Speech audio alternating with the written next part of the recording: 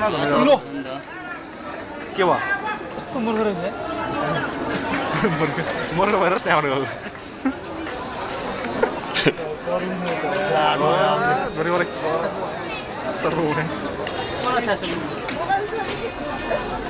Facciamo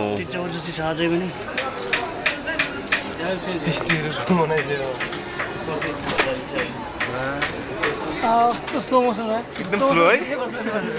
बिस्तारै ढल्छ होला है त्यो मान्छेले त्यही डोरे बसेर ल्याइदिएला नि त्यो दुरी अघि झार्दै अघि खसिसक्यो भन्ने आउने रहेछ